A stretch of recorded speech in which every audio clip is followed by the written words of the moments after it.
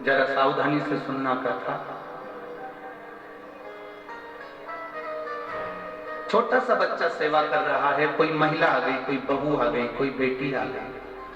उस बहू को सेवा करना नहीं आता, उस बहू को भगवान की पूजन करना नहीं आता, उस बहू को, उस बेटी को भगवान की आराधना करना नहीं आता, उस बहू बेटी को भगवान का पूजन करना नहीं आता। आ गई और पूजन में लग गई, आराधना में लग गई। अब मान लो उससे कोई गलती हो रही है, मान लो उस बच्चे के हाथ से लोटा गिर गया, मान लो उस बच्ची के हाथ से लोटा गिर गया, मान लो बहू पूजन कर रही थी, उससे कुछ गड़बड़ी हो गई, बेटी पूजन कर रही थी, उससे कोई गड़बड़ी हो गई, कोई बच्चा पूजन कर रहा था, उससे कोई गड़बड़ी हो गई, कोई पूजन में त्रुटि हो गई। तो मेरा निवेदन इस व्यासपीठ से है कि जितने बड़े बड़े लोग जिनको पूजन करना आती है, जिनको आराधना करना आती है, जिनको अर्चना करना आती है, उनसे निवेदन है उस बच्चे को लोटा गिरने पर, उस बच्चे को गलत पूजन करने पर, उस बच्चे को कहीं त्रुटि वाली पूजन करने पर भी मेरा घर के बड़ों से निवेदन है उसको डांटने का प्रयास मत करना, क्योंकि वो अभी अभी जुड़ा, वो अभी अभी जुड़ा। जब वो अभी अभी जुड़ा है तो धीरे धीरे धीरे धीरे वो सेवा की ओर, पूजन की ओर अग्रण्य होगा, वो धीरे धीरे पूजन की ओर बढ़ेगा, वो धीरे धीरे सेवा की ओर बढ़ेगा, धीरे धीरे सीखेगा। अब आप लोग क्या करते हो कि एक साथ एकदम बच्चे को चिल्ला देते हो, जरा सी गलती हुई, जरा सी गड़बड़ी हुई और आपने बच्चे को चिल्लाया, जरा सी गलती हुई, जरा सी गड़बड़ी हुई और आपने बच्चों को चिल्लाना प्रारंभ ना।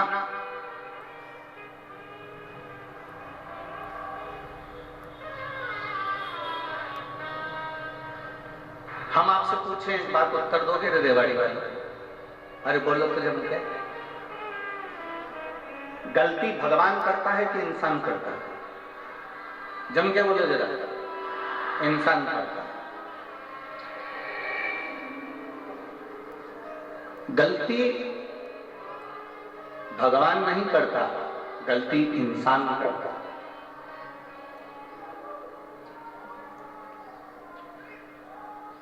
गलती बाप करता है कि बेटा करता है? जम के बोलो जरा, बेटा। माफ कौन करता है? बाप।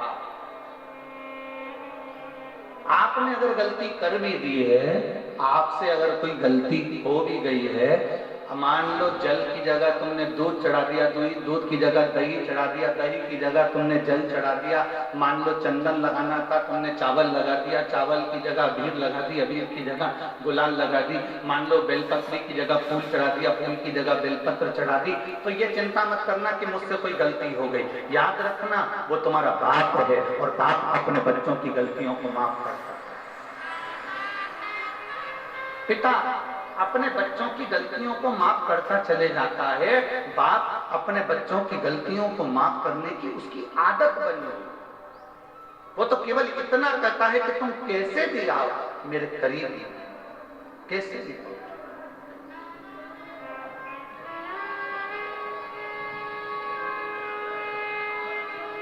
और शंभो सरने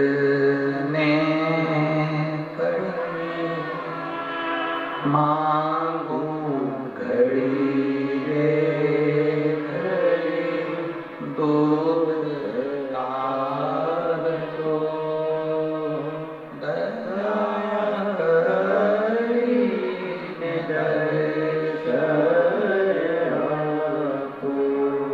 शंभु शरण पड़ी मांगू घड़ी दुख काटो दया करी दर्शन आप उसकी शरण में जाइए, आप उसके चरणों में पहुंचे, आप उससे विनय करने पहुंचे, आप उसे निवेदन करने पहुंचे। और जब आप उसकी शरण में जाओगे, उसके चरणों में निवेदन करने पहुंचोगे, तब आप स्वयं वो आपको माफ करता चला जाए। स्वयं आप भगवान नहीं हो, आप इंसान हो, और गलती इंसान से होती है।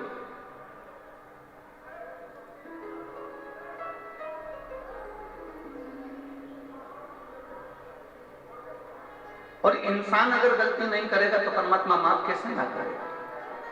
भाई फिर एक निवेदन करेंगे आपसे,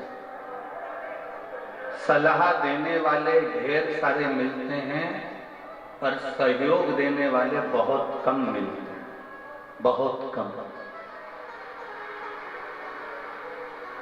सलाह देने वाले ढेर सारे मिलेंगे आपको। कोई आपसे कहेगा कि तू ऐसा कर ले, कोई कहेगा तू वैसा कर ले, कोई कहेगा तू ऐसा कर, कोई कहेगा तू वैसा कर, बहुत सारे मिलेंगे, परंतु सहयोग देने वाले बहुत कम मिलेंगे, ना केवल।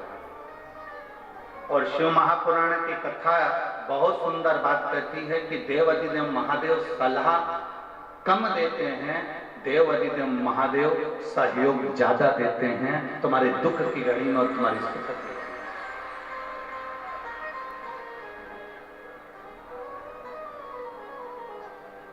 वो सहयोग ज्यादा देते हैं, वो सहयोग ज्यादा प्रदान करते हैं।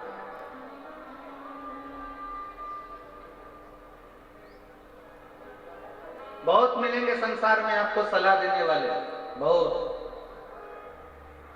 कोई आपसे कहेगा कि ऐसा कर लीजिए, कोई आपसे कहेगा वैसा कर लीजिए। पर शिव महापुराण की कथा कहती है कि अगर कोई जीवन में आपको सहयोग प्रदान करेगा, संसार का कोई मनुष्य भी यदि आपको सहयोग दे रहा है, तो ये समझ लेना कि शंकर का एक रूप है, वो शिव का एक स्वरूप। अगर कोई आपको सहयोग दे रहा है,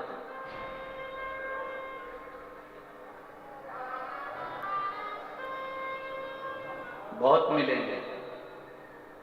शिव महापुराण की कथा कहती है हमको ऐसे भी लोग मिलेंगे जो दिन रात आपको अपशब्द कहते मिलेंगे, दिन रात आपको गालियां देते मिलेंगे, आड़ा टेढ़ा बोलते मिलेंगे, अपशब्द कहते मिलेंगे।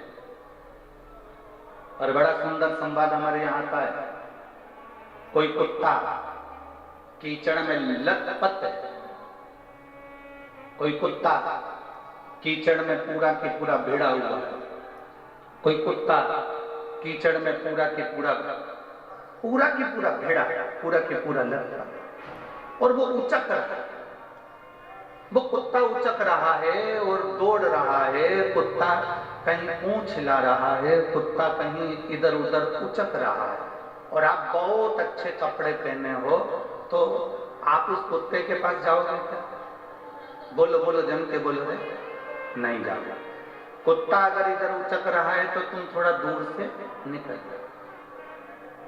आप में से कोई ऐसा नहीं होगा कि उस कुत्ते के पास जाएगा, क्योंकि कुत्ता कीचड़ में लथपथ है, कुत्ता कीचड़ में पूरा समाया हुआ है, कुत्ते के शरीर पर कीचड़ लग रहा है, कुत्ता कीचड़ को लगाकर उचक रहा है। कोई उस कुत्ते के पास नहीं जाता, उस कुत्ते से लोग दूरी बनाकर चलते हैं।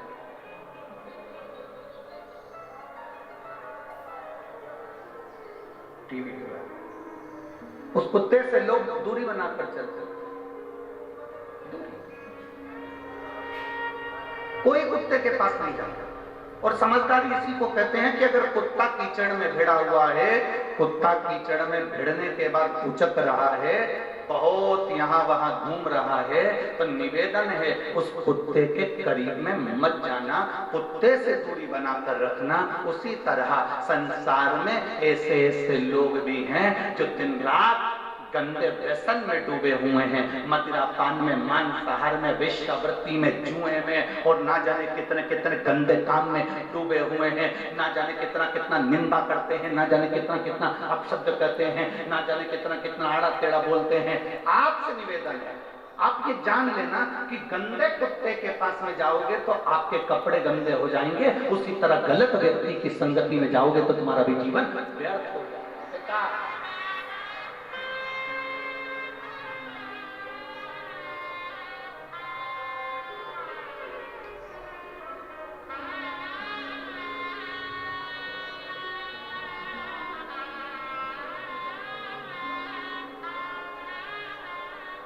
आज हमारे सुनील जी,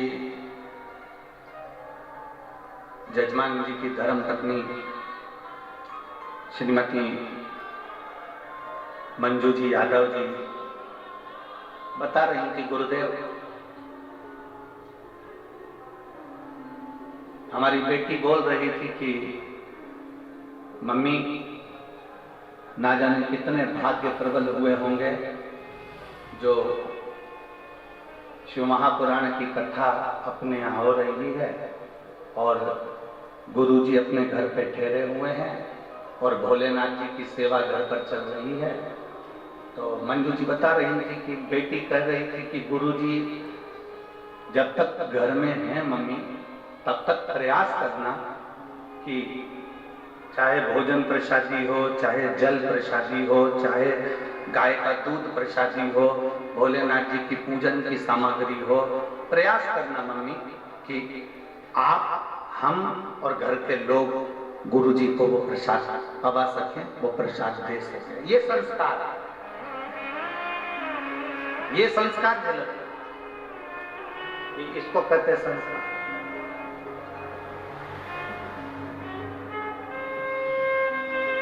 शिव के प्रति भक्ति को बढ़ाने का प्रयास करें, शंकर के प्रति विश्वास को जगाने का प्रयास करें, शंकर के प्रति भरोसे को जगाने का प्रयास करें। गंदा बोलने वालों से दूरी बनाकर रखो, गंदे काम करने वालों से दूरी बनाकर रखो, वरना गंदा बोलने वाला, गंदा काम करने वाला, गलत व्यवहार करने वाला, गलत व्यक्ति अच्छे व्यक्ति को फंसाकर चला जाता है और गंदा अपनी जगह। एक बड़ा सुंदर संवाद हमने पहले कथा में कहा, आप लोगों ने सुना होगा। एक कौवा दौड़ते दौड़ते उड़ते उड़ते मानसरोवर पर आ गया, जहां पर हंस बैठे हुए, जहां पर हंस और कौवा, हंसों के पास में आया और हंस बैठे हुए थे। जो कौवे को देखा हंसों ने, सारे हंसों ने कौवे से कहा कि तुम अपने अपने जाओ, अपने यहां से तुम जहां बैठते हो वहां जाइए। हंस कौवे को भगा रहे, कौवा नहीं जा रहा। कौवा नहीं गया तो हंस चले गए, केवल एक हंस बैठा रहा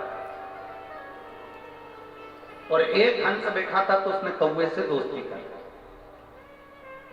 अब कौवे और हंस की ऐसी दोस्ती हो गई, ऐसी दोस्ती हो गई कि कौवे को भूख लगने लगी, और भूख लगने लगी तो कौवा कहने लगा मुझे बहुत तेज भूख लग रही है, कुछ दे दो मुझे खाने के लिए, कुछ मुझे प्रदान करो खाने के लिए। तभी उसी समय पर, उसी पल, उसी घड़ी हंस गया, मोती चुग कर ले आया, कौवे को दिया, ले कौवा ये मोती ले, खा ले। कौवा कहने लगा आज तक मैंने जिंदगी में मोती नहीं खाया, मेरी तो चोंच टूट जाएगी, मैं मोती कैसे खाता?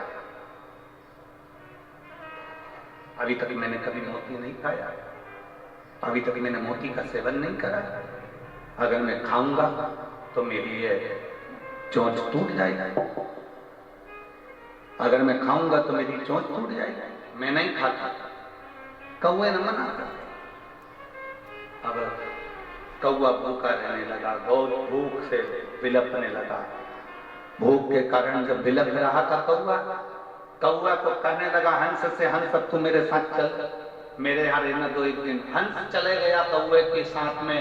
कौवा, हंस तो मानसरोवर पर रहता था, कौवा शमशान में बड़ के पेड़ के ऊपर रहता था। कौवा बैठ गया, हंस को भूख लगी। हंस ने कहा कौवे मुझे भूख लग रही है। कौवा कहता है मैं अब भी लेकर आता हूँ। कौवा उड़ कर गया, मरा हुआ कुत्ता पड़ा था, उस कुत्ते का मांस उठाया कौवे ने, जाकर हंस को देने लगा। हंस कहता है मैं नहीं खाऊंगा, भले मर जाऊंगा पर ये गंदी चीज नहीं खाऊंगा। दोनों बात कर रहे थे और वो मांस का टुकड़ा नीचे गिर गया। नीचे गिरते ही एक राजकुमार बैठा था, उसके ऊपर मांस मांस का टुकड़ा गिरा, राजकुमार को क्रोध आया, उसने धनुष उठाकर बाण छोड़ा, जो बाण छोड़ा छोड़ते से कौवा तो भाग गया, हंस को तीर लग गया। हंस को जैसे बाण लगा, हंस नीचे गिरा तो राजकुमार ने हाथ जोड़कर कहा, हंस देव, मैंने तो कौवे के ऊपर बाण छोड़ा था और बाण आपको लग गया। इतने में हंस कहते हैं, भाई तेरी गलती नहीं है, मैंने गलत व्यक्ति का संग कर लिया था, गलत व्यक्ति का संग करा इसलिए मुझे ये बाण लगा। गलत काम करने वाला व्यक्ति गलत काम करके निकल जाता है, गलत बोलने वाला व्यक्ति गलत बोलकर निकल जाता है, गलत कार्य करने वाला व्यक्ति गलत काम कर निकल जाता है और अच्छा व्यक्ति इसमें फंस जाता है।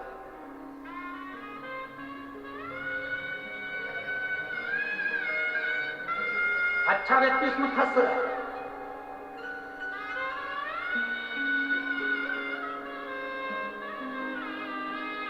और इतना फंसा हुआ है वो अच्छा व्यक्ति के निकलने का प्रयास करता है तो निकल नहीं पाता। फिर नहीं देते किम्मत बुरे कर्म कर बंदे वरना पछताएगा, भगवान की आंखों से तू बच नहीं पाएगा, तू बच नहीं पाएगा। अरे ओ अज्ञानी मत करना नानी, अरे ओ अज्ञानी मत करना नानी, तेरे कर्म का फल भी तो ही पाएगा, जैसा किया तूने तेरे आगे आएगा।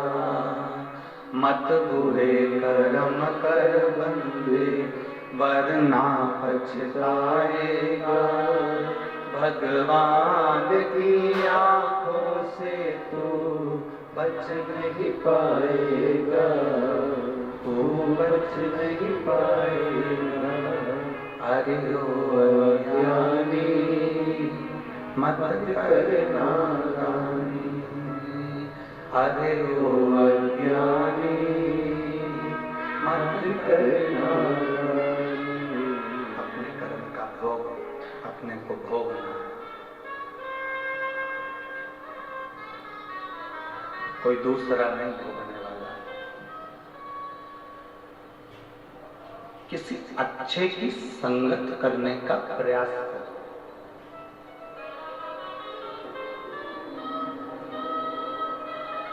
एक बहुत अच्छी कथा थी, बहुत सुंदर संवाद। तमिल भाषा में एक संत ने एक पुस्तक लिखी है जिसका नाम है शिव रहस्य। क्या नाम है किताब का? जम के बोलो जरा। शिव रहस्य, तमिल भाषा में लिखी है। और उसमें दक्षिण के एक शंकर जी के मंदिर का वर्णन आता है, भीलेश्वर महादेव। कौन से महादेव हैं? जम के बोलो जरा, जम के। भीलेश्वर, जिनको भीलनाथ महादेव भी कहते हैं, भीलेश्वर महादेव।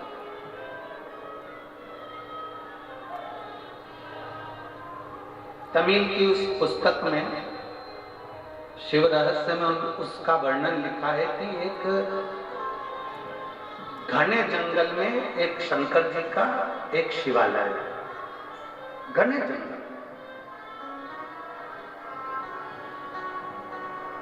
घना जंगल है, और उन शिव जी का नाम है भीलेश्वर महादेव। बहुत घना जंगल। अब शिव महापुराण में एक बात आती है कि एकांतेश्वर महादेव, एकांतेश्वर महादेव मतलब जंगल के अंदर कहीं एकांत में कोई शंकर जी का मंदिर हो, वहां जाकर जल जरूर चढ़ाना चाहिए। आप लोगों ने सुना है ना कथा?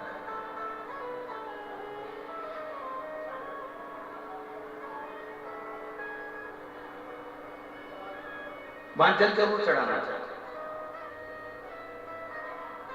मान लो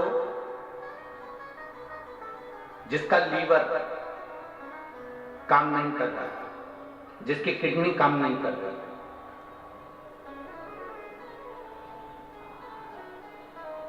और डॉक्टर ने कह दिया कि इसका डायलिसिस चालू हो गया है या इसका डायलिसिस चल रहा है,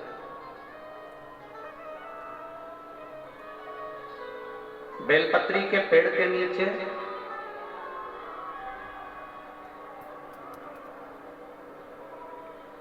एक पात्र में गंगा जल रख लीजिए, एक कटोरी के अंदर एक पात्र में गंगा जल रख लीजिए और उसमें 7 बेलपत्र उस गंगा जल के अंदर,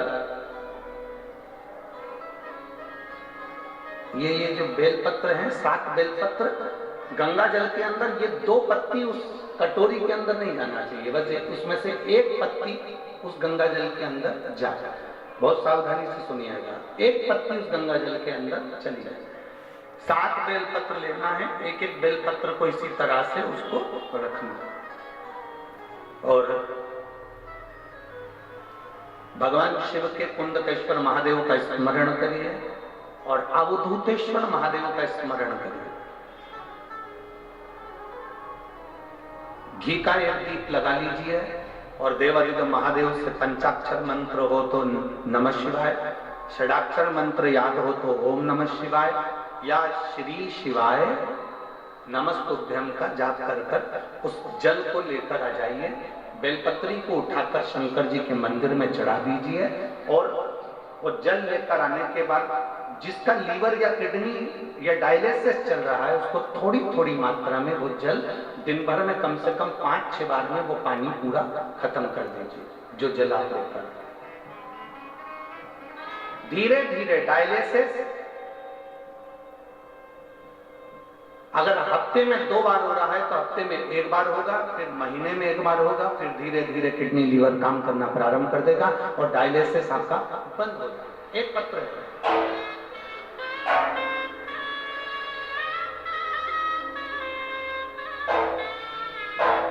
पूनम गुप्ता, पत्नी वेद प्रकाश गुप्ता, पालम नई दिल्ली से है, कहीं बैठी हो तो हाथ हिला सकते हैं। पूनम गुप्ता आप ही हैं, हाथ हिला दो एक बार ऐसे, ठीक है। पूनम गुप्ता पत्नी वेद प्रकाश गुप्ता, पालम नई दिल्ली से है। बच्ची आई है क्या साथ में? दिख रही है? ये टीवी चालू करवा, मेरे को नजर आ रहा है कम से कम। हाँ गोदी में लो, हाँ दिख गई दिख गई। ले आओ इस बच्ची को, धीरे धीरे करकर लेकर आओ। आप फोटो देखिएगा, अगर आप लोग एलईडी देख रहे हैं या आस्था चैनल देख रहे हैं तो इस बच्ची का पहला फोटो देखिएगा जिस समय पर इसकी किडनी और लीवर दोनों खराब हो चुके थे और इस बच्ची के पूरे शरीर पर सूजन है। अगर आप लोग एलईडी पर देख रहे हो या आस्था चैनल पर देख रहे हो तो इस बच्ची का पहला फोटो देखिए जिस समय पर इस बच्ची का पूरा चेहरा पूरा शरीर सूजन है। एलईडी पर चल रहा है।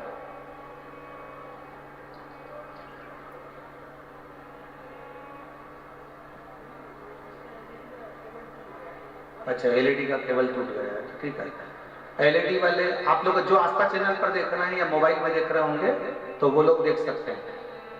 इस बच्ची का पूरा शरीर सूज चुका है क्योंकि इसका लीवर और इसका किडनी दोनों काम करना बंद कर दिया, जिस बच्ची को आप लोग देख रहे हैं। अब पत्र है, मैं पूनम गुप्ता पत्नी वेद प्रकाश गुप्ता पालम नई दिल्ली से आई हूं। मेरा मोबाइल नंबर यह है।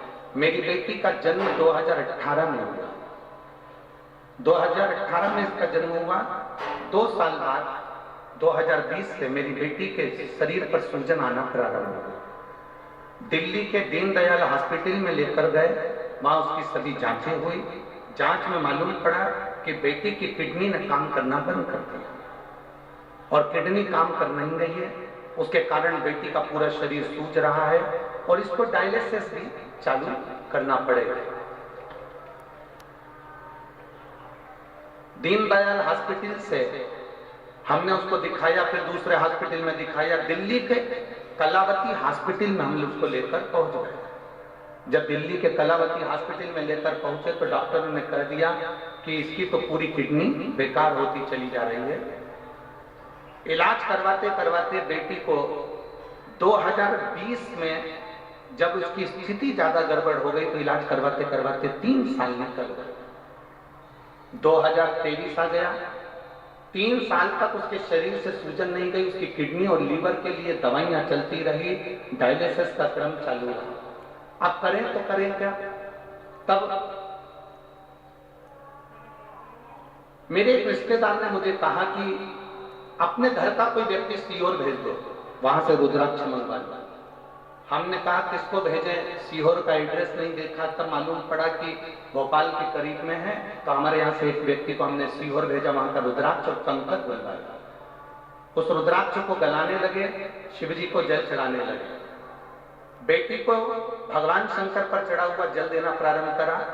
एक बेलपत्र का प्रयोग बेलपत्री के पेड़ के नीचे था, जो आपने बताया था, वो हमने करना प्रारंभ करा। गुरुदेव, आपको लोग भले टोटका वाला महाराज कहते हो, पर सत्य बात तो ये है, आप जो बताते हैं वो देवाधिदेव महादेव स्वयं बताता है और उसका फल मिलता है। गुरुदेव, आपने जो बेलपत्री का प्रयोग बताया था वो हमने करना प्रारंभ करा। बेलपत्री के पत्ते को पानी में गलाकर शंकर का ध्यान कर कर कुंडकेश्वर महादेव के नाम से पिलाना प्रारंभ करा, और बाबा की कृपा से आज मेरी बेटी का किडनी और लीवर दोनों काम करना प्रारंभ कर दिया। मैंने बेटी का दूसरा फोटो लगा रही हूँ जिसमें बच्ची पूरी तरह से ठीक है। पहला फोटो देखिए जिसमें बच्ची के चेहरे पर किडनी और लीवर के कारण पूरी सूजन है, और दूसरा फोटो देखिए जिसमें बच्ची पूर्ण तरह से स्वस्थ हो चुकी है, जिसमें बच्ची का पूरा शरीर ठीक हो चुका है। जो लोग आस्था चैनल पर देख रहे होंगे, जो लोग एलईडी पर देख रहे होंगे, टीवी पर देख रहे होंगे, अब मेरी बच्ची पूर्ण तरह से स्वस्थ है। गुरुदेव, मैं श्री सुनील भैया को धन्यवाद देती हूँ कि हमारे को पंडाल में कथा सुनने का फल मिला। हमारा बहुत बहुत धन्यवाद सुनील जी, आपको बहुत बहुत धन्यवाद, बाबा की बहुत कृपा। ये शिव तत्व है। और आखिरी में उन्होंने लिख दिया, अरे लुटा दिया भंडार काशी वाले ने, कर दिया मारा काशी वाले। शिव तत्व है, शंभु हो गए, त्रिकालदर्शी है, कैलाशी, अविनाशी। और तेरी कृपा बिना न हिले एक भी अणु, लेते हैं श्वास तेरी कृपा से तनो तनो। देखो बखान क्या करूं मैं, राखों के ढेर का, चपटी भभूत में है खजाना कुबेर का। श्री शिवाय नमः।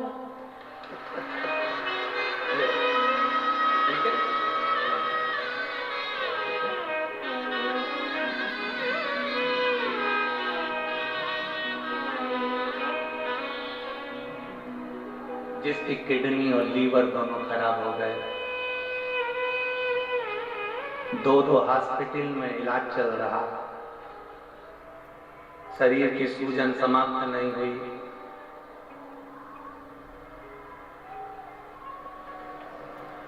शंभू पर करा गया भरोसा, फल देगा। और खाली ना जाता कोई दर से तुम्हारे, खाली ना जाता कोई दर से तुम्हारे, मैं भी खड़ी हूँ नदी बाबा।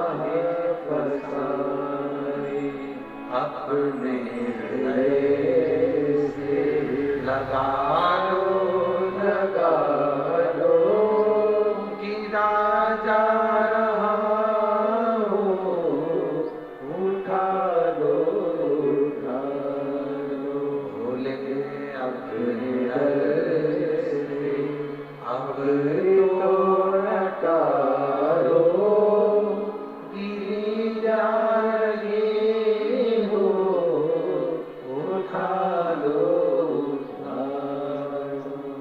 आप जब दिल से बाबा से प्रार्थना करते हैं, आप जब दिल से बाबा से निवेदन करते हैं, बाबा श्रवण करते हैं, एक विश्वास भीतर, एक भरोसा भीतर, भरोसा।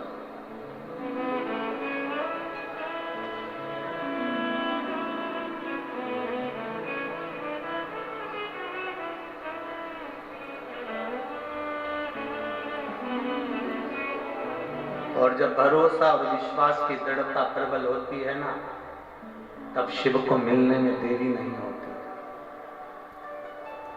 तब ओगड़दानी मेरा, शंभु मेरा, त्रिकालदर्शी मेरा, कैलाशी मेरा, विनाशी मिलता है। उसको मिलने में देरी नहीं होती।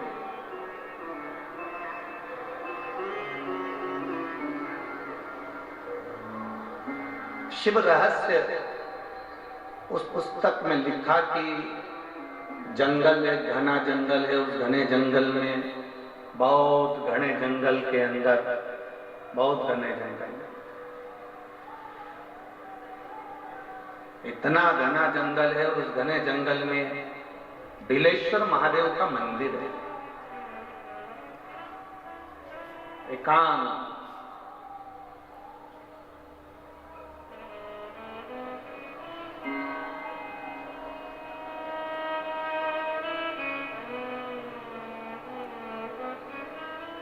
और जब बिलेश्वर महादेव का मंदिर है तो उसके पास में, जंगल के पास में जो गांव था, गांव में बहुत सारे ब्राह्मण रहते थे। उन ब्राह्मणों ने विचार करा कि अपन प्रदोष का दिन है और पास में ही जंगल में बिलेश्वर महादेव का मंदिर है, सब जल चढ़ाने चलते, पूजन करने चलते। पर एक बात है कि वहां जो शंकर जी का मंदिर है, वहां सब वनवासी रहते हैं, सब आदिवासी, सब वनवासी, वन में विचरण करने वाले, वन में रहने वाले रहते। और उस मंदिर में कोई पूजन नहीं करता। इतने में एक ब्राह्मण बोला कि मंदिर में पूजन तो होती है पर वही वनवासी करते हैं, पर उनको पूजन करना नहीं आता। किसी ने पूछा कैसी पूजन करते हैं, तो कहने लगे जैसे हम तांबे के लोटे से जल चढ़ाते हैं, भगवान को भोग लगाते हैं, बेलपत्र चढ़ाते हैं। वो वन में रहने वाले, उनको कोई मालूम नहीं है ना, तो वो क्या करते हैं कि उन्हें चमड़े का, एक जानवर को मारकर उसकी खाल को, चमड़े का एक बैग तैयार करा है, उस बैग में जल भरते हैं और चमड़े का जल शंकर जी को चढ़ा देते हैं। किसी पशु पक्षी को मारते हैं, उसका मांस उठाकर भगवान को भोग लगाते हैं। ब्राह्मणों ने विचार करा, बताओ कैसे लोग हैं, भगवान को पहचानते नहीं, कैसे भगवान को जानते नहीं। अपन चलते हैं और अपन पूजन करेंगे। पूरे पूजन की सामग्री लेकर ब्राह्मण जितने थे सारे के सारे बिलेश्वर महादेव पर पहुंच गए। बिलेश्वर महादेव पर जैसे ही पहुंचे, जरा कथा पर ध्यान देना, ये कथा हमको बताती है, ये शिव रहस्य की कथा हमको कहती है कि भगवान कभी भी सामग्री का भूखा नहीं रहा, भगवान भोलेनाथ भाव का भूखा रहा। भगवान शंकर को रिझाने के लिए सामग्री की जरूरत नहीं है। कोई चीज तुम्हारे, तुम पशुपति व्रत करने के लिए गई हो, थोड़ा सामान तुम्हारा घर पर छूट गया, मान लो तुम्हारा कंकु, रोली, मोली, चंदन, हल्दी कुछ घर पर छूट गया, बस एक चीज ना छूटे, जो 6 दिए हैं वो और प्रसाद के 3 हिस्से। जो प्रसाद तुम लेकर जा रहे हो उसके 3 हिस्से करने का सामान वो छूटना नहीं चाहिए। बाकी का तुम्हारी मोली घर पर छूट गई, रोली घर पर छूट गई, चंदन घर पर छूट गया, अगर तगर घर पर छूट गया, कपूर घर पर छूट गया, लोटा पानी का घर पर छूट गया, कोई सामान तुम्हारा घर पर छूट गया, चल जाएगा, बिल्कुल चलेगा। तुम उसमें चिंता मत करना कि मेरी थाली में ये नहीं। गणगौर की पूजन करने जाती हैं माताएं, इधर गणगौर होती है कि नहीं होती हमको नहीं मालूम। गणगौर की जब पूजन करने माता जाती हैं, तीज का पूजन करने जाती हैं, देवी का पूजन करने जाती हैं, चतुर्थी का पूजन करने जाती हैं, किसी देवी देवता का पूजन करने जाती हैं, पूजन की थाली में दूसरे की थाली में देखती हैं कि बहुत सारा सामान है, मेरी थाली में ये चीज नहीं है, तो उसको याद आती रहती है, मैंने तो भगवान को ये चढ़ाया ही नहीं, मैं तो भगवान को ये दे ही नहीं पाई, मैं तो भगवान को ये दे नहीं पाई, मेरे पास तो ये सामान है ही नहीं, उसकी चिंता में लग जाती है। शिव महापुराण की कथा कहती है, जो देवी देवता ने आपके हाथ से बुलवाना था वो सामान देवी देवता ने आपने हाथ से बुलवा लिया, अब चिंता करने की जरूरत नहीं। आप ये टेंशन मत लो कि मेरी थाली में ये नहीं है, मेरी थाली में ये है, ना ना, आप तो भगवान के भरोसे छोड़ दो कि तूने जो कहा मैं वो लेकर आ गया, तूने जो मुझे बुद्धि दी उस बुद्धि से मैं लेकर आ गई, तूने जो मुझे आज्ञा करी मैं वो लेकर पहुंच गई। अब मेरे पास में ये नहीं कि मैं ये भूल गई, मैं ये रह गया।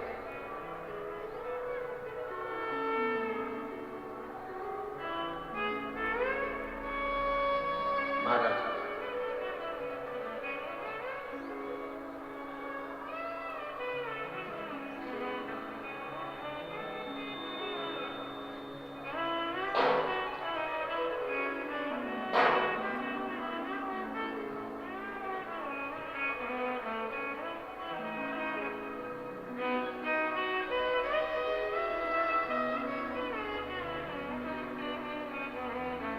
बाबा तूने लाखों की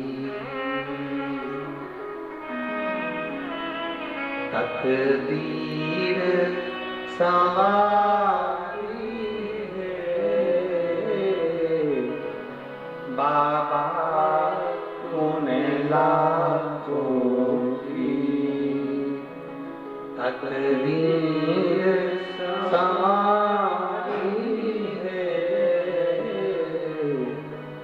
इतना मुझे बतला दे, इतना मुझे बतला दे, कब मेरी बारी है, इतना मुझे बतला दे, कब मेरी बारी है, बाबा तूने लाखों की, भोले तूने लाखों की तकदीर संवारी है, भोले लाखों की तकदीर संवारी है, इतना मुझे बतला दो, इतना मुझे बतला दो, कब मेरी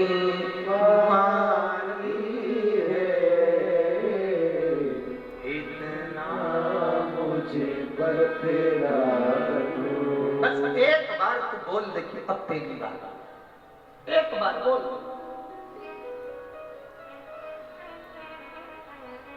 हाथ में जल का पात्र हो, शंकर के मंदिर में जब तुम जा रहे हो, शिव के पास जब पहुंचो, जल से हाथ, ये लोटा जब जल का तुम बाबा को समर्पित कर रहे हो, जल चढ़ा रहे हो, उस समय पर बाबा से जरूर कहो, बाबा बहुत दिन हो गए, बहुत दुखी हूं, ए मेरे शंकर, मेरे कुबेरेश्वर महादेव, मेरे महाकाल राजा, मेरे इस हाथ को अब तुम पकड़ लो बाबा, बहुत दुखी हूं, अब तुम थाम लो बाबा। इतना मुझे बतला दो, कब मेरी बारी है, बाबा इतना मुझे बतला दे, अब मैं बहुत हार चुकी, बहुत। एक लड़का अपनी माँ से कहता मैं कभी एग्जाम नहीं दूंगा।